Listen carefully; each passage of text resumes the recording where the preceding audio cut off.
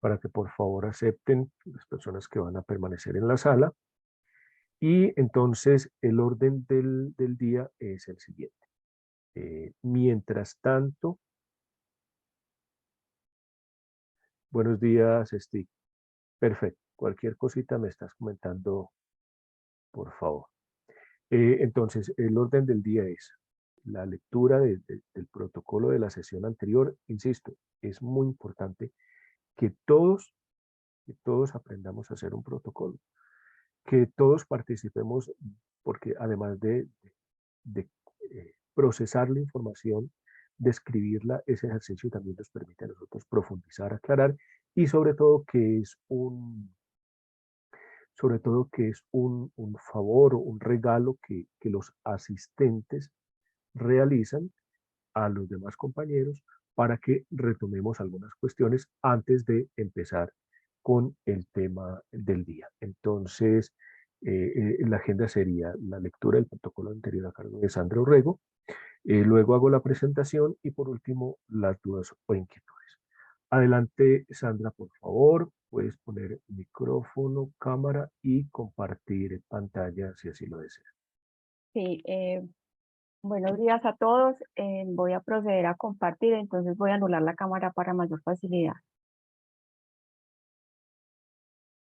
Me confirman por favor cuando estén viendo en sus pantallas y si me escuchan bien. Se escucha fuerte y claro y se ve tu pantalla. Muy bien, bueno, entonces vamos a ver cómo nos sale esto. Iniciamos entonces con la lectura del protocolo. Para esta oportunidad eh, hice un protocolo igualmente corto con el fin de destacar las ideas principales y respetar el tiempo que tenemos para aprovecharlo, pues digamos, en otros aspectos como la discusión. Entonces iniciemos. Esta corresponde a nuestra sesión del 3 de septiembre y en nuestro horario habitual de 9 a 10:30 de la mañana. El tema que estamos abordando es una investigación sobre el Estado. Específicamente la lectura es la estructura óntica del Estado y nos centramos en la sección la comunidad estatal. Nuestro director, el profesor PhD Einar Iván Monroy, y los asistentes en aquella oportunidad, Luz Delgado, César Jaramillo, Zulma Cepeda, Sandra Sánchez, Jenny Tenorio, Ana María Trejos, Erika Leal, Henry Tamayo, Robert Aguilar, Jorge Campo y Sandra Urrego. Las actividades en aquella oportunidad se desarrollaron de la siguiente manera y en el siguiente orden: lectura de protocolo, relatoría, discusión y cierre. En esta oportunidad solamente nos vamos a centrar en las ideas de la relatoría. Entonces, para iniciar, el profesor Einar nos recuerda que para estudiar a Edie Stein es necesario revisar su contexto histórico. Entre ellos estaría la Primera Guerra Mundial, la caída del Imperio Alemán, la creación de la República de Weimar, Tratado de Paz de Versalles, ya que estas experiencias van a influir en toda su obra. En la comunidad estatal, luego de su investigación, esta autora lo que se formula es que todas las teorías coinciden en que el Estado es considerado una forma de sociedad. En ese sentido, la autora, como buena fenomenóloga, hace epogee con la intención de ejecutar un estudio óntico, esto es, rasgos estructurales permanentes, idénticos o invariables, sobre las estructuras del Estado, de tal manera que lo define de tres formas, en tres formas de convivencia. La masa es la primera. En la masa los individuos se reúnen sin saber que se influyen los unos a los otros. No hay conciencia de la interacción ni de las consecuencias de esto. No es una forma típica de convivencia del Estado. Otra forma en que la define es la comunidad. La comunidad fundada en el espíritu. El espíritu debemos entenderlo acá como todo aquello que tiene que ver con la creatividad o la voluntad. En ella, la comunidad, los unos a los otros funcionan en común acuerdo, común unidad de individuos diversos y singulares. Y la tercera forma es la sociedad, en donde los individuos son sujetos objetivados, es una variante racional de la comunidad. Entonces, de todo aquello resulta una tesis que la autora define de la siguiente manera: los estados se construyen sobre la base de una vida en comunidad. A raíz de esto, vamos a ver a continuación los tipos de comunidades que nos definen. Comunidades elementales. No pierden su especificidad en relación con otras comunidades. Dentro de ellas, el entendimiento no es perfecto. No obstante, están unidas por las cualidades de las personas. Ejemplos de estas pueden ser las familias y los amigos. Comunidades íntimas. Estas comunidades se basan en otras, en donde las más pequeñas son tributarias de aquellas que las engloban. Como ejemplos podemos tener los clanes, partidos, corporaciones. Comunidad universal. Reúne a individuos espirituales e integra a comunidades particulares. Su organización depende del género, número y relaciones recíprocas de comunidades integrantes. En comunidad popular o pueblo nos vamos a detener un poco más. Esta comprende bien, para comprender bien este concepto, hay que diferenciar el peligro del populismo y el peligro del nacionalismo. Entonces vamos a leer textualmente lo siguiente. Abarca una multiplicidad abierta de individuos sin tener en cuenta sus particularidades. No pretende hacerse cargo de toda la vida personal de los individuos. Cada vida individual personal disfruta en ella un espacio de juego.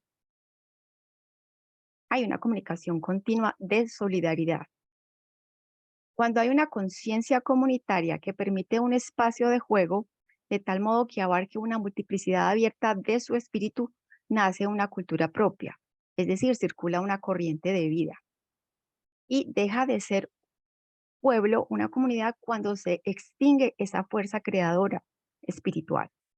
La autonomía cultural es a una comunidad popular como la soberanía al Estado.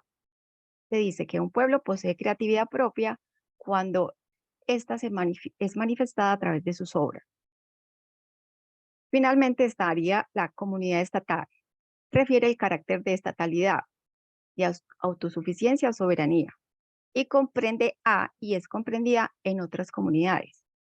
Para finalizar, el relator nos recomienda leer un texto que está en la Ética Nicomaquea, que se titula Autarquía versus Soberanía, el capítulo 5, que también hace referencia a Einstein. Quiero finalizar este protocolo con la siguiente reflexión. ¿Existe una soberanía espiritual hoy en Colombia? ¿Cuál es la misión del filósofo como potenciador de fuerza espiritual comunitario? Los acuerdos a los que llegamos en aquel momento fueron la reunión de la sesión del día de hoy. Muchas gracias. Si tienen alguna duda, aquí estaré. Muchas gracias, Sandra, eh, por el recoger como las diferentes ideas que se trabajaron en la sesión anterior. Insisto, el ejercicio del protocolo nos permite retomar esas ideas fuerzas de la sesión anterior para poder concatenar con las ideas que se van a presentar hoy. ¿Sí? Es muy importante que no perdamos de vista em, el conjunto de la obra de la que se trata en este momento, investigación sobre el Estado, ¿sí? En el conjunto de la obra de la autora y en el conjunto del contexto. Siempre, siempre, siempre esto es muy necesario para poder, digamos que hacer una interpretación justa, coherente, con el contexto y con el conjunto del pensamiento de la autora. Para los que han estado, digamos que tanto el curso de filosofía contemporánea como para las personas que se han vinculado recientemente al grupo, se han proporcionado dos textos. El primero es el que está en la e-biblioteca, que es de la editorial Trota, y el segundo es el de las obras completas de la editorial Espiritualidad Monte Carmelo y El Carmen. ¿Sí? En este caso, pues yo estoy siguiendo la de las obras completas, pero quien desee pues seguir el de Editorial Trota, pues también lo puede hacer, y por eso estamos refiriendo tanto la parte, siempre referimos la parte como el número del parágrafo del que se trata. Robert Antonio, precisamente, como les decía antes de iniciar la grabación, a través del grupo Teams, allí se irá compartiendo el protocolo, ¿sí? Una vez les envíe toda la información para que ustedes se vinculen al grupo, pues allí estaremos compartiendo las presentaciones, los protocolos, otro material que de pronto encuentre en la red y que sirva para profundizar en nuestros encuentros.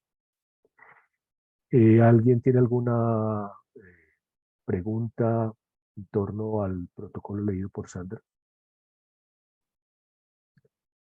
¿Alguna inquietud? Bien, entonces pasemos directamente a la presentación.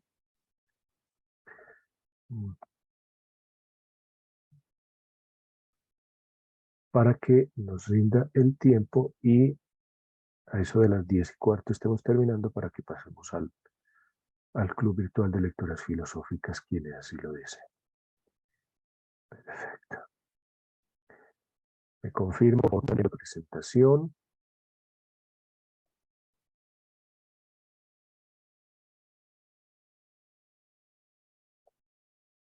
Sí, señor, ya se está viendo. Perfecto, muchas gracias. Bueno, insisto en que no perdamos de vista que estamos ubicándonos, o más bien estamos abordando esta primera parte de una investigación sobre el Estado, la estructura óntica del Estado, que comprende 3 parágrafos: la comunidad estatal, parágrafo en el que estamos y prácticamente en el que hoy terminaríamos de estudiarlo, de acercarnos, ¿sí? Luego estaríamos abordando el parágrafo 2, Estado y Derecho, y por último el parágrafo 3. La segunda parte, pues entonces están estos 6 parágrafos y que los revisaremos oportunamente. Hay una cuestión que no quiero dejar pasar de largo antes de entrar digamos que como en el análisis de la última parte de la comunidad estatal, y es que, bueno, pues en filosofía el lenguaje es muy preciso. Aquí la autora se encarga de dar cuenta de la estructura como tal, y aquí ya una cuestión que prácticamente la autora va a tener muy presente, no solamente en esta investigación, sino a lo largo de toda su obra, la cuestión de los valores. ¿Sí? Era un problema, digamos que del contexto, de la época. Entonces, es muy importante, insisto, como tener esa radiografía en mente cuando uno está abordando el contenido.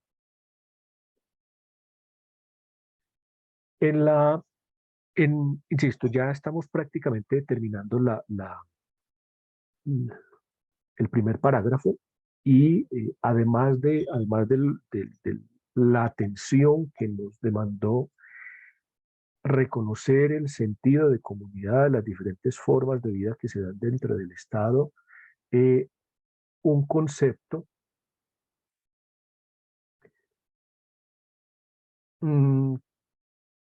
hago un paréntesis, me da mucha pena con las personas que no se identifican bien, pero no les puedo dar acceso. Hay una persona que aparece como SS. Le voy a admitir, voy a parar la presentación, pero para que esta persona se identifique, porque digamos que es una condición, bueno, incluso por respeto en el trato con las personas. Entonces,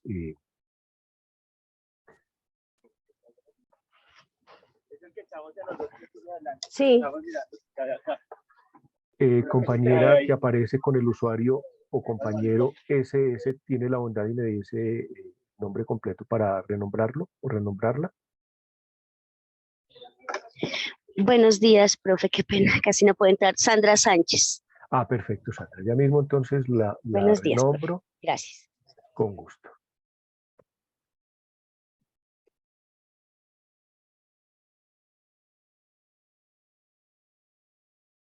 Perfecto. Ahora sí vamos entonces con la temática de hoy. Bien, entonces les decía que en esta última parte hay una cuestión que la autora le va a prestar mucha atención toda vez que, insisto, recuerden que esta obra es en el contexto de la posguerra, de la Primera Guerra Mundial, ¿sí? Entonces, hay cuestiones que realmente ocupan a la autora. Entonces, hoy prácticamente estaríamos de la misma manera que en la sesión anterior un concepto clave fue comunidad. Hoy estaríamos acercándonos a lo que la autora nos dice en torno a la soberanía, soberanidad, ¿sí? Lo que esta autora comprende por soberanía, recordemos la primera sesión, esa analogía que hicimos eh, entre la libertad es a la persona lo que la soberanía al Estado, ¿sí? Y entonces hoy esa cuestión de la soberanía pues es un problema en torno del cual vamos a ir acercándonos a ver qué tipo de comprensión es el que Edith Stein tiene en torno a este concepto. Varias cosas podemos decir entonces de la soberanía. Soberanía. Un Estado se prescribe su propia forma de vida. Este concepto de forma de vida es muy interesante, es necesario profundizar más en él. Incluso Giorgio Agamben trabaja, la autora, digamos que lo enuncia de una manera muy rápida, pero digamos que no lo problematiza, no tematiza el concepto como tal, sino que da cuenta de formas de vida. Eh, Dentro de las cosas que dice la autora de cómo se expresa, cómo se explicita esa soberanía, pues está precisamente legislar por su propia autoridad sin inmiscusiones ni imposiciones, ya motivadas por cuestiones económicas, por cuestiones militares, ¿sí? Pero ojo, que la soberanía no se entiende única y exclusivamente eh, hacia afuera, sino también hacia adentro, ¿sí? Según esta autora, se puede, digamos que, presentar también una violación de la soberanía de modo interno. Dice Stein que pertenece ineludiblemente al Estado el que sus acciones y sus leyes tengan su fuente en él mismo y no en alguna otra comunidad que esté por debajo, al lado o sobre él, que por principio todo el derecho en vigor en su campo de jurisdicción se derive de él. Aquí ya empezamos a reconocer una cuestión que ella va a desarrollar en otro parágrafo y es precisamente la relación entre Estado y derecho. Por eso es muy importante, insisto, ir hilando, ir reconociendo conceptos, esa relación comunidad, soberanía, derecho, no los perdamos de vista. Entonces, y que todos los actos del conjunto deban tener en el mismo su punto de partida. En fin, por su naturaleza misma, el Estado tiene en sí un poder que lo representa en su totalidad. Aquí hay una cuestión importante y es que, bueno, lo va a desarrollar después la autora, pero en principio advierte de que la soberanía es algo que corresponde al Estado, que puede ser amenazada tanto por factores internos como por factores externos, otros estados con superioridad militar, con superioridad económica, etcétera, etcétera. Incluso a partir de lo que yo les decía en la sesión anterior, si hay autonomía cultural, si podemos hablar de una espiritualidad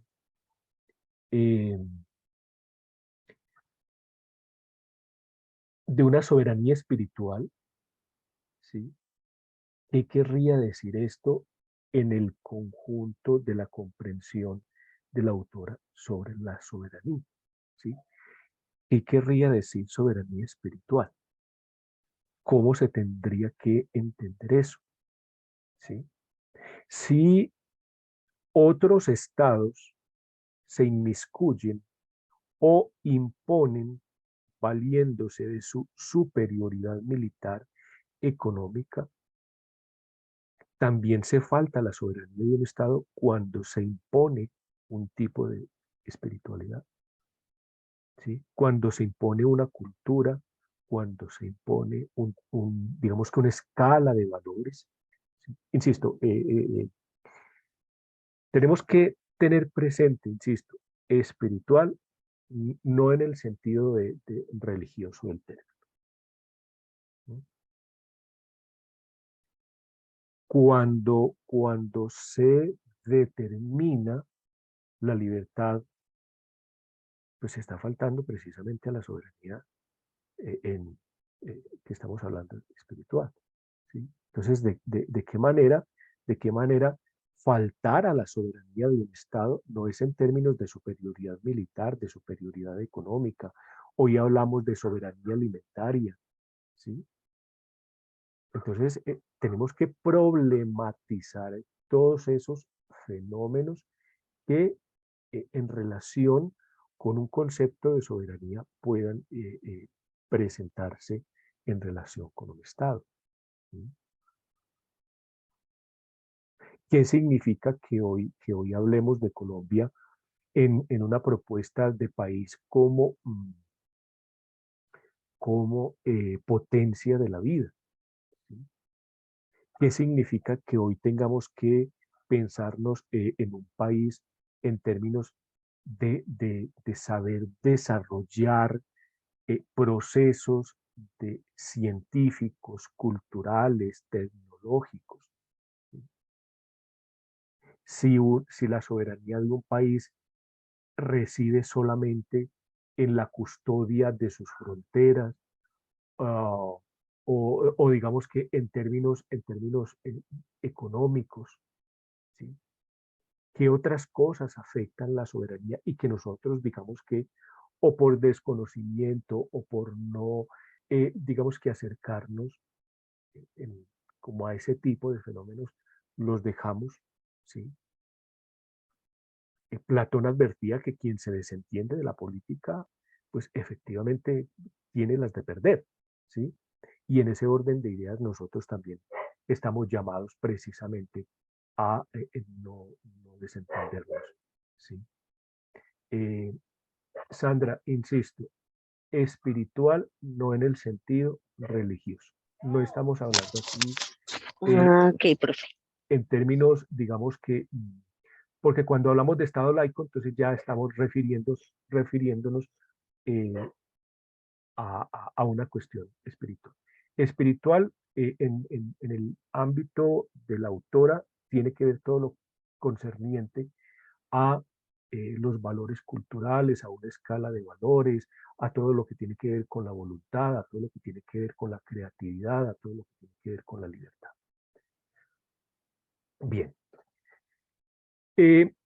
Esa característica del poder estatal debe ser el único legítimo para disponer de su esfera de dominio y restringir ese derecho para que no se beneficien de él otros poderes. La caracterización de la soberanía será definitiva Cuando se estudian las relaciones entre el Estado y el derecho, lo dice en estas páginas que están allí mencionadas, y un Estado es soberano cuando él mismo es el autor de su derecho.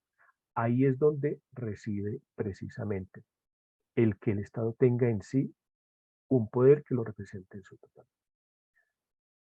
Continuemos para que no nos perdamos de pronto en ideas muy concretas, sino que siempre en el conjunto de la obra. La esencia del Estado es el poder. Otro concepto que hay que problematizarlo, que hay que tematizarlo, que hay que ponerlo, que hay que hacerle poje precisamente porque es un concepto que no es unívoco, sino que es multívoco, tiene muchos significados, es equívoco. Cuando se habla de poder, entonces inmediatamente uno se puede salir del contexto y pensar en voluntad de poder de Nietzsche o el poder en Foucault, ¿sí? No. Tenemos que centrarnos en el estado de cosas o de cuestiones que está abordando la autora, ¿sí? Entonces, poder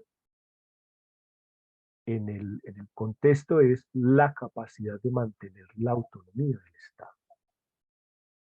¿Sí? Ojo a eso. Capacidad de mantener la autonomía.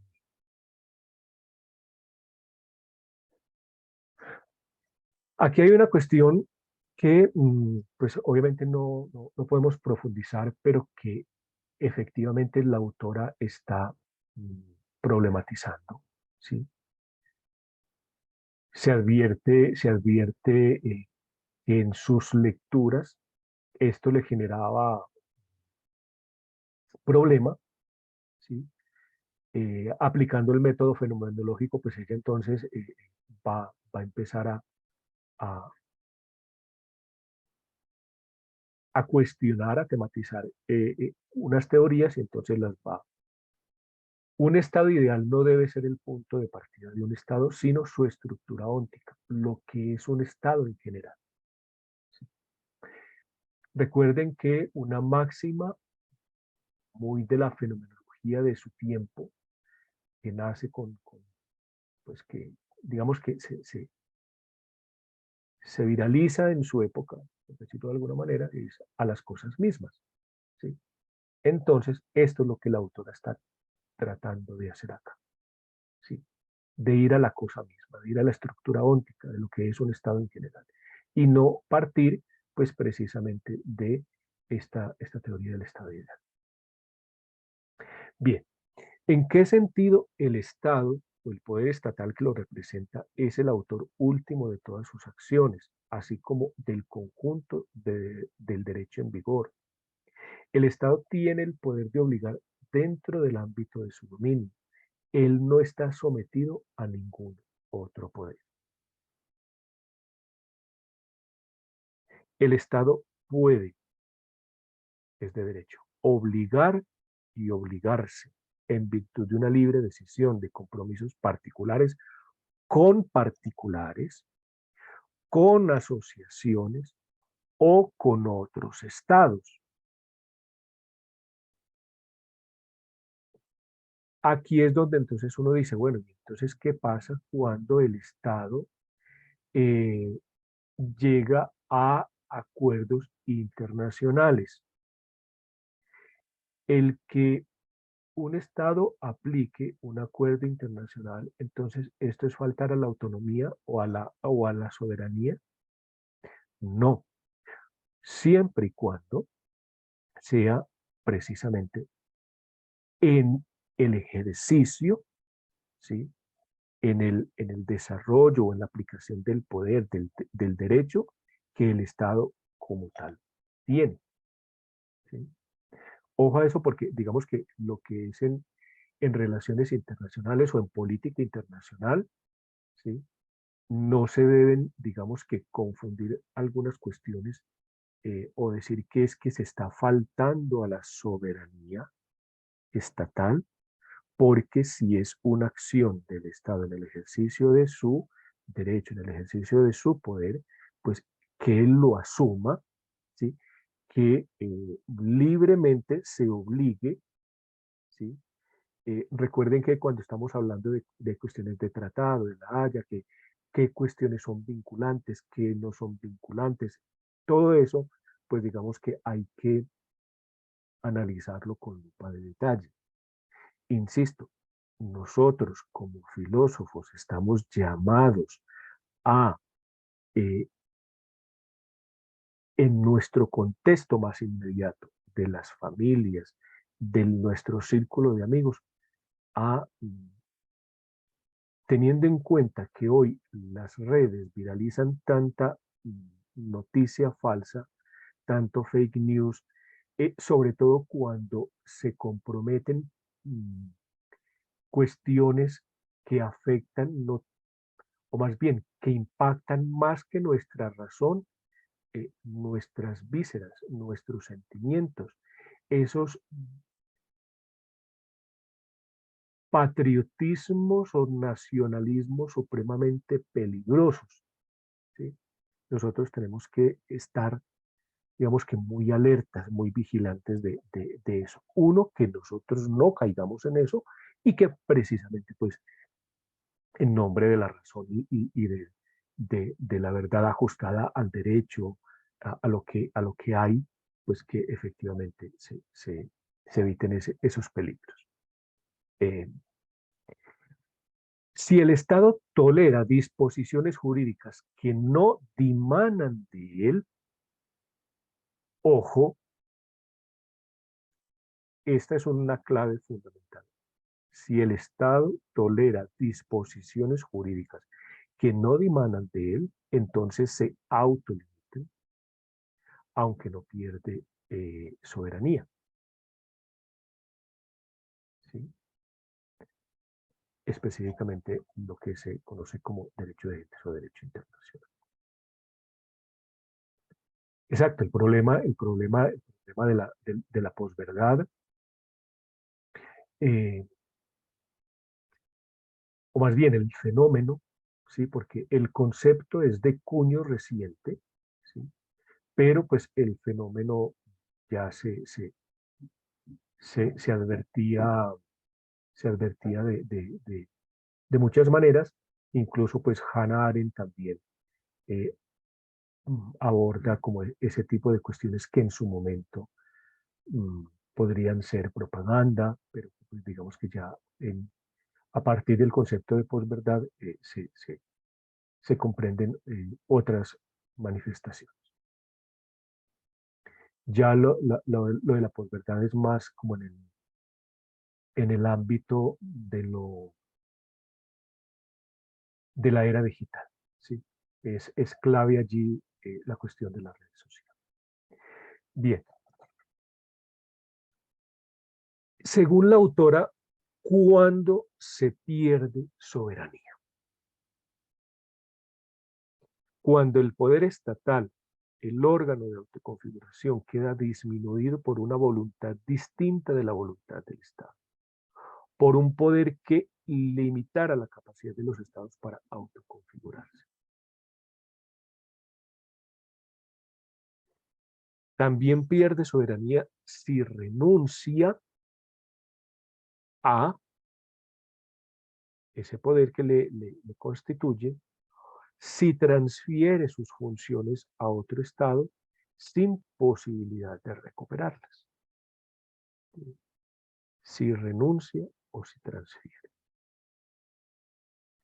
Si queda disminuido por una voluntad distinta de la voluntad del Estado. Si un Estado ha renunciado a parte de sus funciones tácita o expresamente, de tal forma que ese Estado no tiene ya la posibilidad de recuperarlas y que es un asunto del otro lo que le queda transferido, entonces el Estado en cuestión ha dejado de existir. Ojo a eso. Es muy importante que nosotros tengamos claridad de cuándo se pierde soberanía.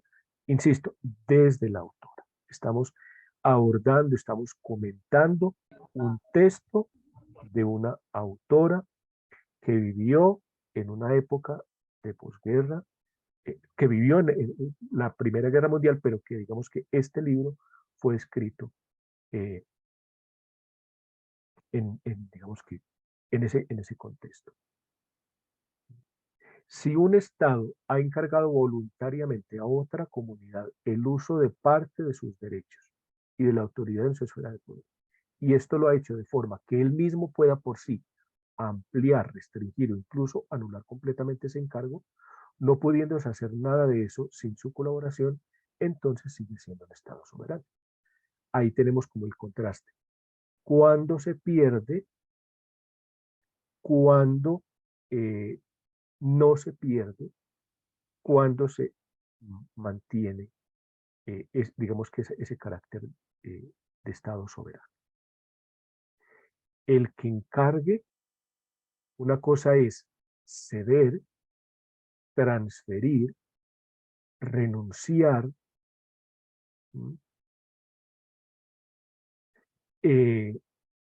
también otra cosa es encargar, y en ese encargo se queda claro en qué momentos, ¿sí? O hasta cuál es el alcance más bien de ese encargo. Es una cuestión que él mismo, en tanto es un acto del Estado encargarse y establecer los límites de ese encargo, pues él sigue manteniendo la soberanía como tal. Otra cosa es renunciar, transferirla, que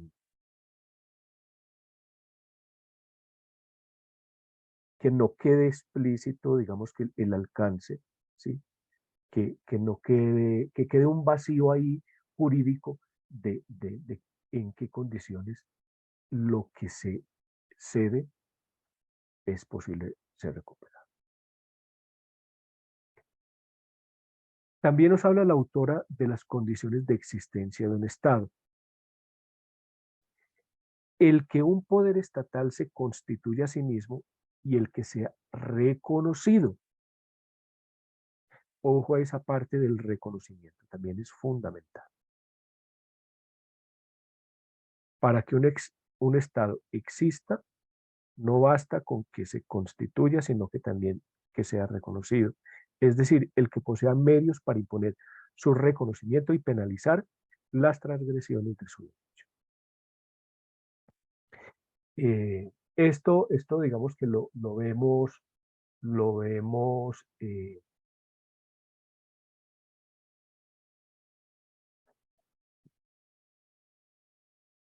muy explícito en, sobre todo en algunas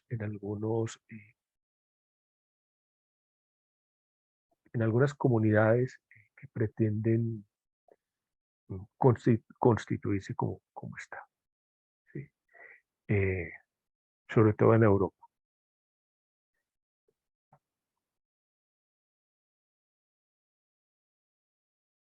Por tanto, no podemos admitir la teoría según la cual la soberanía sería un atributo del poder estatal, un atributo que pudiera corresponderle o no, nos dice la autora. Una cuestión que hay que formular y que se va a revisar, pero que es necesario que se vuelva a profundizar, a revisar, a estudiar, es la siguiente. Si estatalidad y soberanía son equivalentes, no así comunidad del Estado y comunidad del pueblo.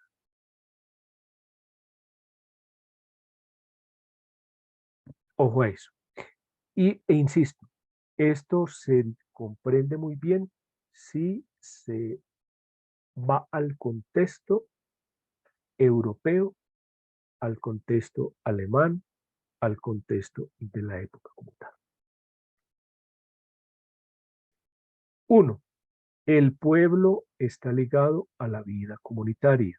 la cual no desaparece con la pérdida de soberanía y por tanto el Estado. ¿Sí? Entonces, un ejemplo concreto, histórico. El Estado polaco fue destruido.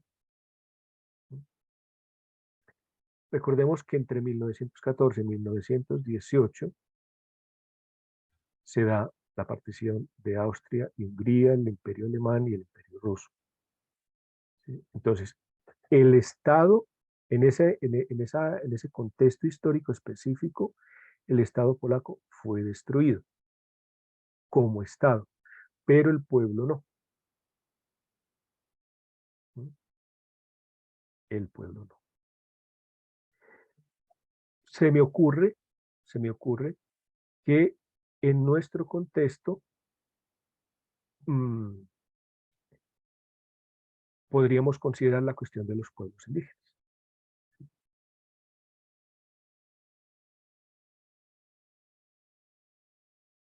Segundo, un Estado perdura si se suprime su comunidad popular. El Estado se basa en comunidades populares homogéneas o diversas. Un Estado puede basarse en diferentes unidades populares, pueblos, confederaciones. ¿Es posible un Estado sin comunidad popular?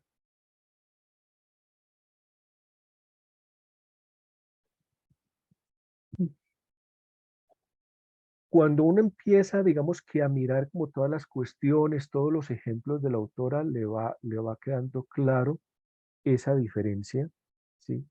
Comunidad del Estado, comunidad del pueblo. Eh, para la autora, en el caso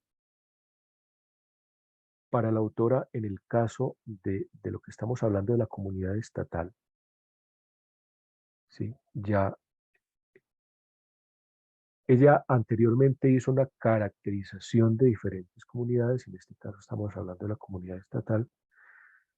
Para ella, en el caso de la comunidad, recuerden la tesis que formulamos de que el Estado no está fundamentado sobre la sociedad, sino sobre la comunidad. Entonces, no es suficiente, para la autora no es suficiente la sola legalidad.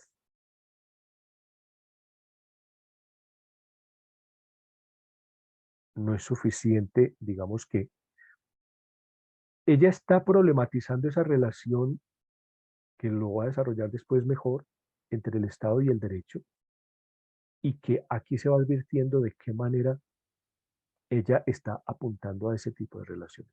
No es suficiente la sola legalidad, es necesaria la conciencia comunitaria.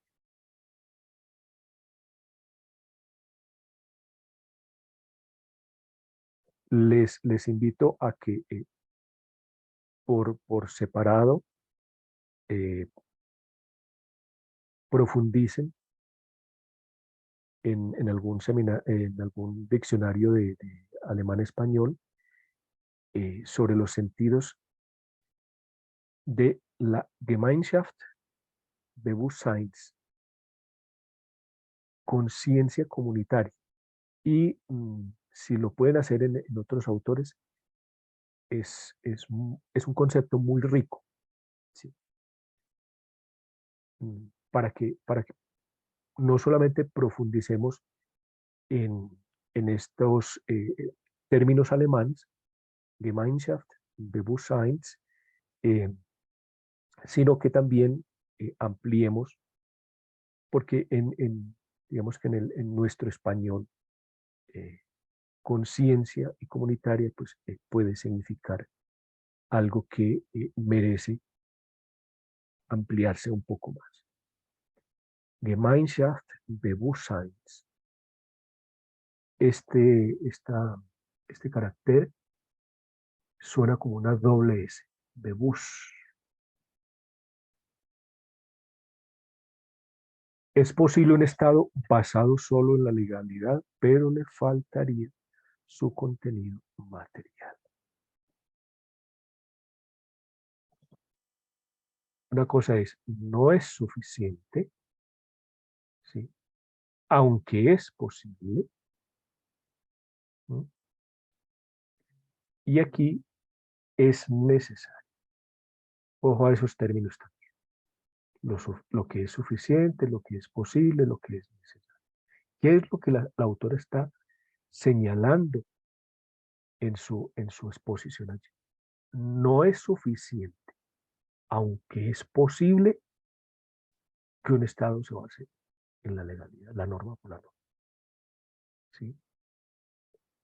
Pero es necesario en todo caso la conciencia comunitaria o su contenido material.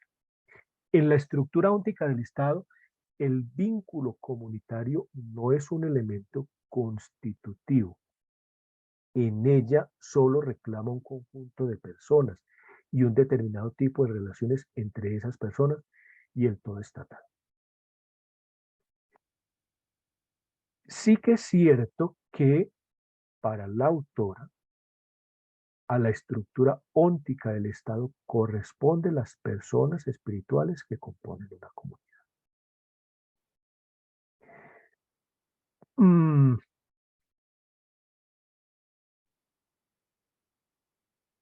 Es muy importante, insisto, aquí voy a hacer un paréntesis porque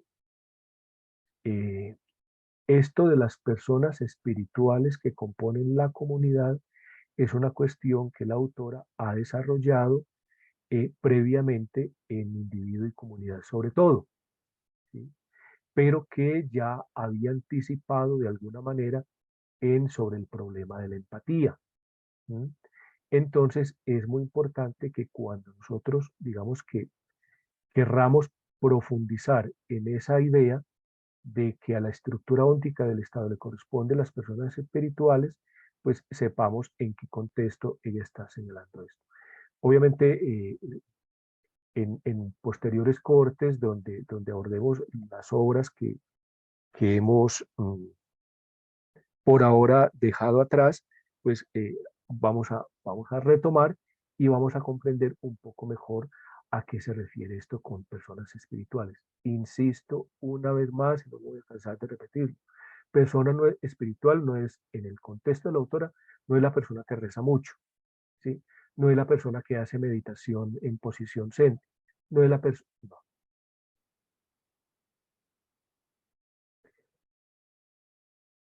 Insisto que pues el ejercicio estamos en esta,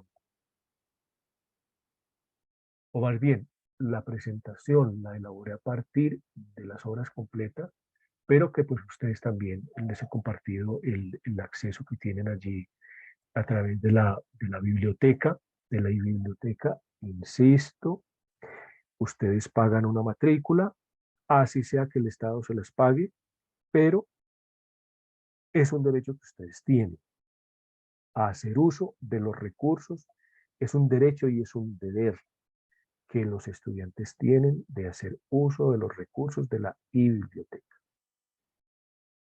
Es fundamental eso. Bueno, yo creo que podríamos dejar por ahora digamos que esta corta presentación, insisto, me enfoqué mucho en tratar de reconocer qué comprende, cómo lo comprende el alcance, ¿sí? de la cuestión de la soberanía en Stein, ¿sí? Porque ya para la próxima sesión estaríamos abordando, permítanme un segundo, no, nos faltaría una última parte antes de entrar al parágrafo 2 sobre Estado y Derecho, nos faltaría abordar unas cuestiones que, si bien están relacionadas, pues son más ya cuestiones diversas. Por ejemplo, lo que se comprende por cultura, la relación entre el pueblo y el Estado, entre pueblo y nación, entre Estado y nación, entre individuo y Estado, entre individuo y comunidad, lo que es un cosmos cultural y cosmos espiritual, lo que es persona, democracia y ciudadano.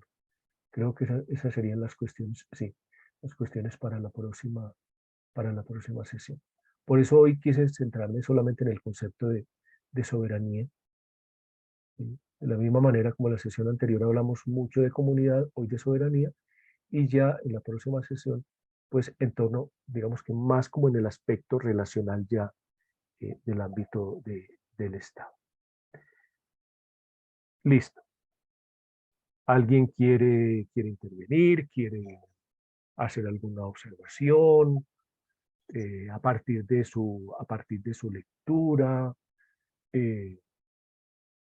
Insisto, o sea, no, esto es un acercamiento, es un reconocimiento del texto. Profundizar, pues obviamente, es digamos que una lectura inicial. ¿Sí? Adelante, hermano. Hola, buenos días a todas las personas. Gracias, profesor Einar, por la presentación.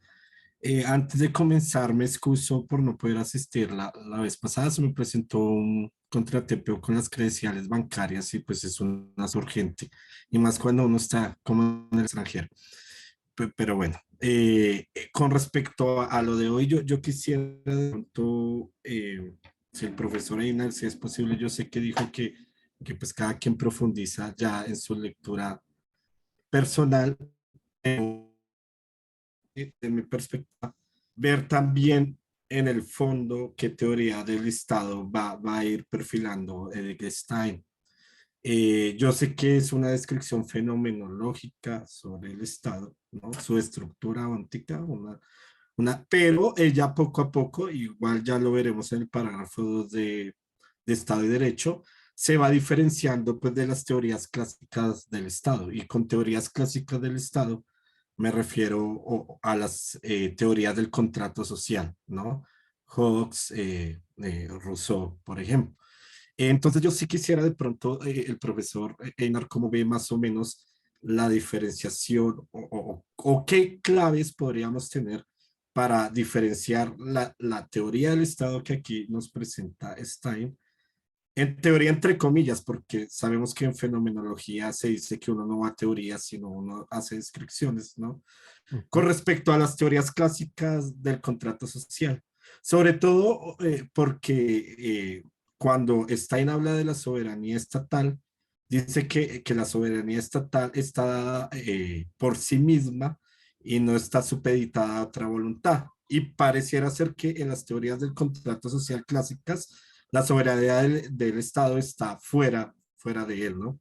Pero bueno, quisiera de pronto profundizar un poco en ese asunto porque me parece interesante porque pues nos daría como un panorama de cómo se está posicionando Edith Stein en la tradición filosófica política más amplia, ¿no?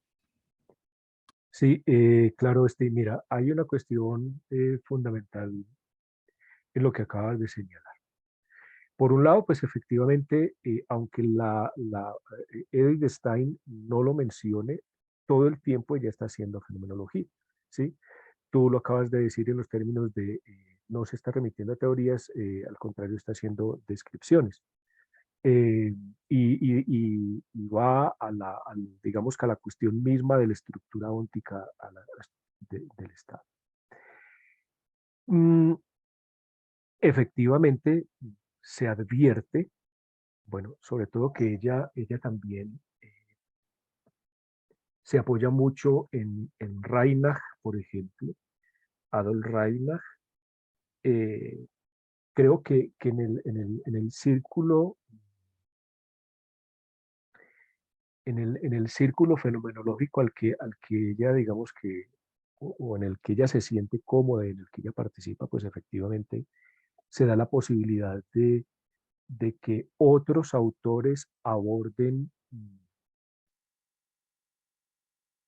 las cuestiones, por ejemplo, del Estado, aborden las cuestiones del derecho, y entonces ella también se va enriqueciendo mucho, si bien no lo dice, digamos que explícitamente, en algunos casos sí dice, mire, tomo distancia de esto, me sumo a esto, pero por ahora yo, digamos que no sobrepesar a los estudiantes de-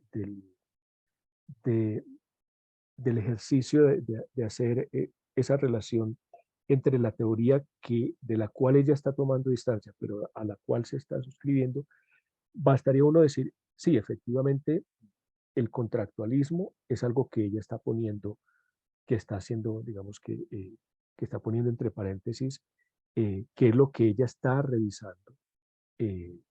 Con ese tipo de soberanía que hemos tratado de mm, reconocer en Stein, pues efectivamente, a partir de ahí ya uno dice, con este tipo de soberanía que ella tiene en mente, está tomando distancia de este tipo de soberanía que desde el contractualismo hobbesiano, pues efectivamente, por ejemplo, se defendía. ¿Mm? Eh, cuando, por ejemplo, ella hace esa distinción entre comunidad y sociedad, por ejemplo, recordemos también, esto lo dice ella, creo que es en individuo y comunidad, se basa en Ferdinand Tönnies. Esa distinción también es decisiva a la hora de comprender el Estado, ya no como, digamos que, fundamentado en la sociedad, sino en la comunidad. ¿Sí? Y ya para terminar, no perder de vista la analogía, insisto, que ella hacía entre persona y libertad y como Estado y soberanía, o en algunos casos autonomía. ¿Sí? Mm, Pero bueno, yo la verdad estoy, mm, bueno, también hay que tener en cuenta una cosa y es que en el contexto histórico que vive Stein, pues efectivamente con la Primera Guerra y digamos que la República de Weimar, ¿sí? Entonces, mm,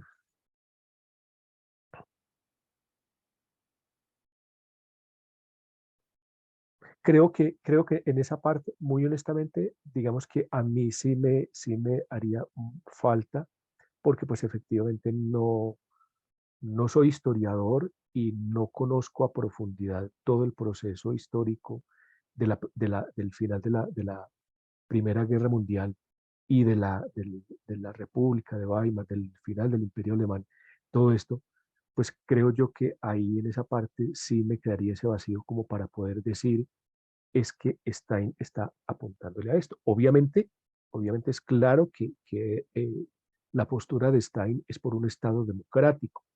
¿Sí? Eso lo va a mantener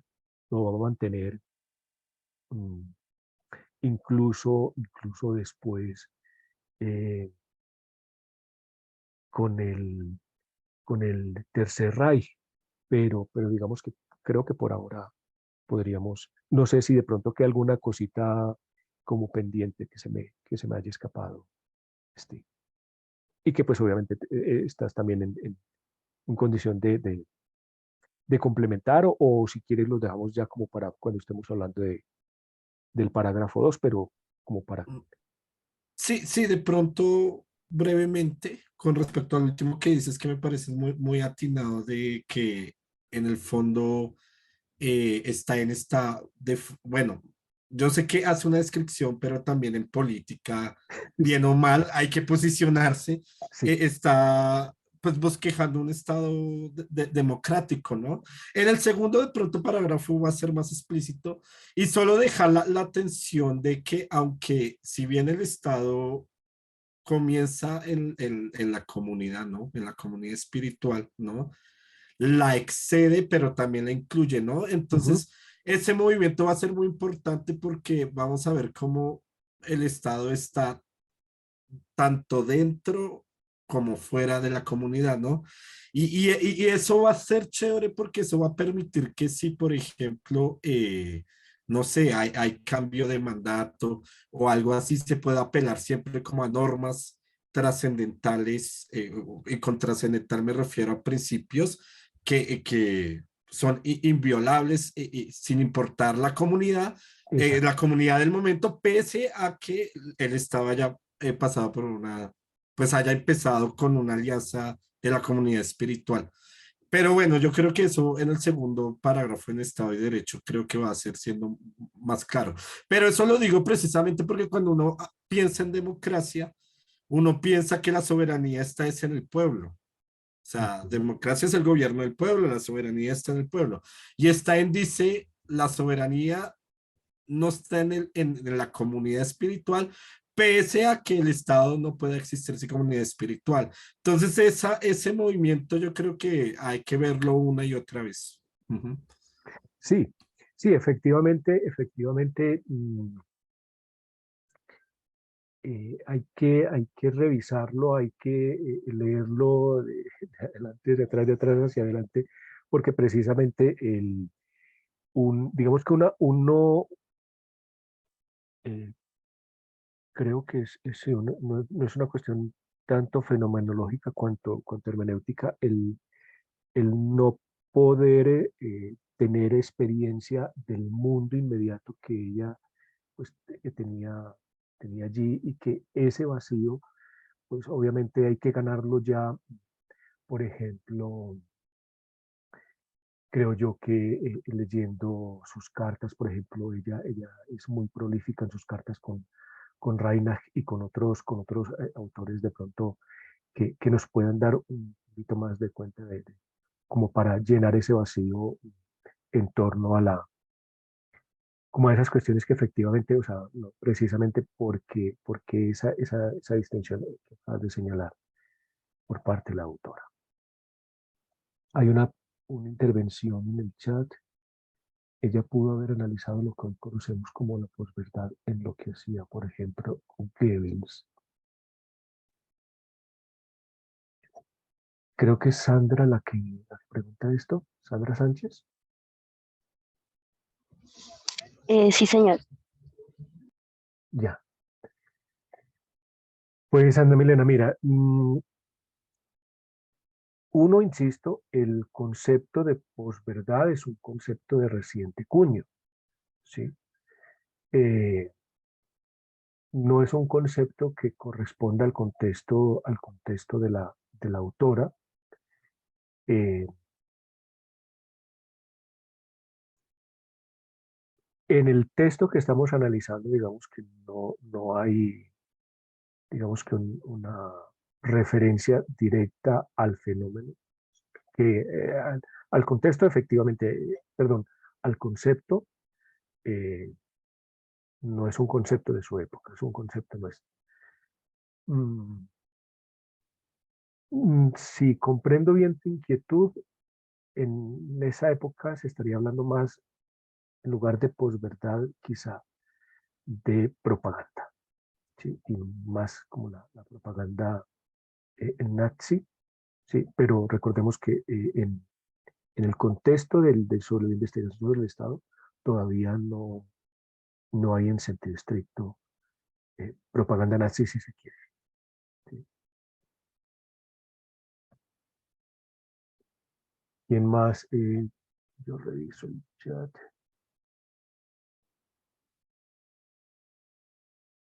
Vale. ¿Alguien tiene alguna otra duda, inquietud?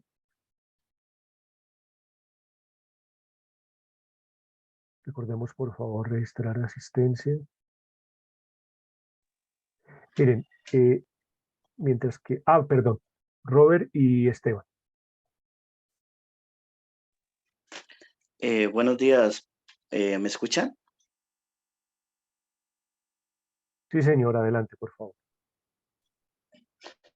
Bueno, es una inquietud frente al tema que se está tratando hoy de la soberanía, explicado desde la autora. Yo tengo la siguiente inquietud.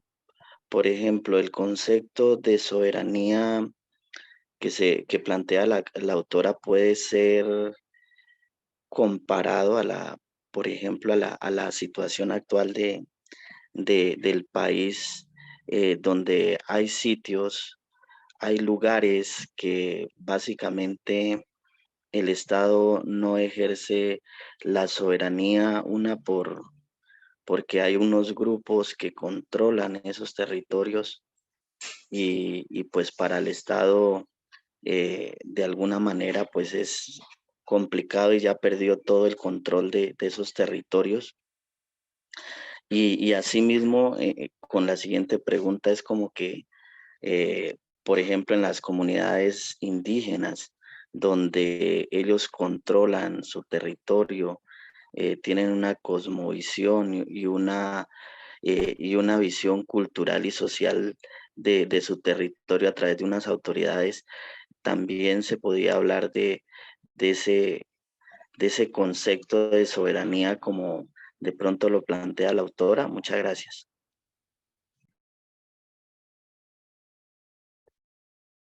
Gracias, Robert, por tu pregunta. Voy a empezar con lo último. A ver, en nuestro caso, y en muchos casos de países latinoamericanos, ya le doy la palabra a quién era el otro que estaba levantando la mano. Esteban. En nuestro caso y en muchos países latinoamericanos, el hecho de que, por ejemplo, existan territorios, comunidades indígenas que tienen su propia legislación, no por eso el Estado pierde soberanía, porque, insisto, parándonos desde lo que dice la autora, digamos que el Estado, ¿sí? admite, el Estado admite, el Estado encarga, si se quiere utilizar ese término, ¿sí? Al reconocer en estas comunidades indígenas una tradición, unas costumbres, eh, unos valores culturales, espirituales, pues el Estado reconoce esa complejidad que supone, una comunidad indígena, en este caso, por ejemplo, de nuestra. Entonces, cuando el Estado reconoce, cuando el Estado admite, cuando el Estado concede, no pierde soberanía porque es él el que está concediendo, es el Estado el que está reconociendo que esa eh, legislación que una determinada comunidad tiene, la aplica en su territorio. ¿Sí? No está perdiendo soberanía porque es el Estado es el Estado mismo el que está admitiendo, el que está aceptando que esta comunidad indígena tenga esta legislación. Eso respecto a tu segunda inquietud. Respecto a la primera, que existan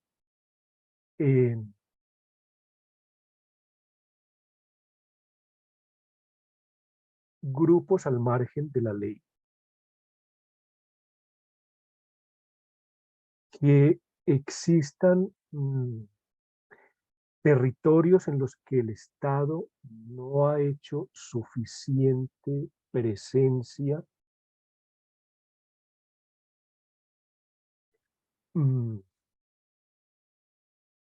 obviamente esto puede representar un peligro en términos de conflicto interno, ¿sí? Pero en sentido estricto no pierde soberanía porque digamos que en ese territorio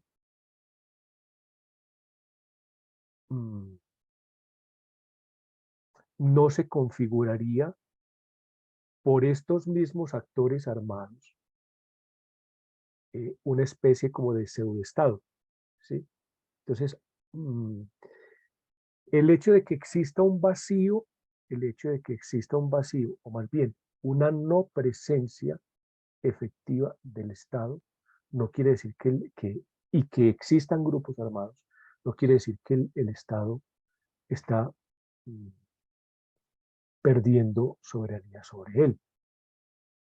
Sí, solo si otro Estado, por ejemplo, interviniera y a través de una guerra, digamos que separara ese Estado, ¿sí? O más bien separar ese territorio del Estado. Que existan grupos al márgenes de la ley, que el Estado no tenga una presencia efectiva activa en un territorio, pues esto se presta, digamos que para conflictos de orden interno. Pero pues es cierto que, digamos que en estos momentos en el caso colombiano, sabemos incluso de qué territorios, independiente del grupo armado que sea, se han, por mucho tiempo han, digamos que han hecho presencia en esos territorios, pero en todo caso, en el momento en que el Estado pueda allí, digamos que hacer presencia, mm, tiene toda la soberanía porque puede enviar corporaciones, puede enviar organizaciones, puede enviar representación del Estado y no tendría necesidad de pedirle permiso a nadie para decir es que voy a mandar el ejército, voy a mandar la policía o voy a, sí, a poner una escuela. Entonces es muy importante que es muy interesante que ustedes precisamente participen y hagan este tipo formulen este tipo de inquietudes, porque eso nos va a nosotros también permitiendo, por un lado, profundizar en el texto de la autora, pero también traer la cuestión a nuestro aquí y ahora. No sé si alguien más quiere agregar algo que se me haya pasado a mí. Bueno, entonces Esteban y luego Ana María. Hola, profe, hola, compañeros. Hay algo que me parece particularmente llamativo y es cuando Stein abre el espectro de la soberanía a, por ejemplo, hablar de un tema de la soberanía cultural y me parece algo que es muy evidente en este momento, sobre todo a partir del concepto de poder blando, que bueno, empieza a tomar fuerza a partir de los filósofos de la diferencia, pero es esa soberanía que es muy difícil de mantener en un estado, que es la soberanía espiritual o la soberanía cultural. Y pongo un ejemplo básico, si se me es válido, y es cuando Chomsky habla en su libro El Requiem al sueño americano, esa invasión cultural que se hace por medio bueno, de la propaganda y de los medios de comunicación, donde el latinoamericano abandona su identidad y pretende adoptar una identidad porque hay una colonización cultural que nos hace creer que ser americanos es más valioso que ser latinoamericanos, ¿cierto? ¿Y por qué se da? Se da por la invasión de los medios de comunicación que, por ejemplo, Hollywood a toda hora nos está vendiendo la idea de que vivir en Estados Unidos es mejor que vivir en cualquier país de Latinoamérica. Y a partir de eso se da un abandono, o sea, se da un dejo, una colonización donde nosotros como latinos cada vez perdemos más identidad porque se nos coloniza. Otro ejemplo, no sé si se me es válido, es bueno, como todo el mundo sabe, porque es imposible no saberlo, la reina Isabel se murió ayer o antier, y los medios de comunicación nos lo presentan como una gran noticia. Obviamente es una noticia que pesa mucho en Inglaterra, pues porque se murió su reina, pero a nosotros ese tsunami de información mediática nos hace creer que también era nuestra reina, y eso de alguna manera también fortalece esos vínculos coloniales que tiene el eurocentrismo con nosotros. Y bueno, me parece que ese es un tema también de soberanía cultural, porque todavía estamos hablando de reyes y hablamos en Latinoamérica de reyes y de reinas que no nos pertenecen y que hicieron su reinado colonizándonos y extinguiendo nuestras culturas y nuestra gente y todo eso. Entonces ese tema de la soberanía cultural creo que es un tema supremamente pertinente en estos tiempos y que es un tema que pasa desapercibido, pero vuelve de pronto cuando se habla de la filosofía de Stein, vuelve a surgir y me parece que es bastante necesario. Gracias, Esteban. Ana María, eh, ¿tienes algún aporte o es en torno a lo del protocolo de hoy? No, de pronto Esteban lo acaba de mencionar. Precisamente yo quería y pues creo que Esteban lo dijo muy preciso. Quería era como hacer precisión de que cuando se hablaba de soberanía, no solamente estábamos hablando de externa o interna, sino que también de alguna manera nos estaban dando como esos indicios de esos otros estados o esas otras formas de representar la soberanía. Y creo que Esteban lo acaba de precisar. Y ponernos en algunos ejemplos referente al tema. Entonces, solamente era eso. Gracias. Vale, Ana María. Mira, yo ya para terminar, porque debemos ir a lo del Club Virtual de Lecturas Filosóficas. A ver, hay una cosa que no podemos confundir. Una cosa es la identidad, otra cosa es la soberanía o la autonomía cultural, si se quiere. Eh, comprendo a dónde está apuntando Esteban, pero digamos que el hecho de lo que hablamos de autonomía cultural o de soberanía espiritual, si se quiere, en esos términos, el hecho de que haya una defensa de una soberanía espiritual no quiere decir, porque eso sería también supremamente grave, la cuestión de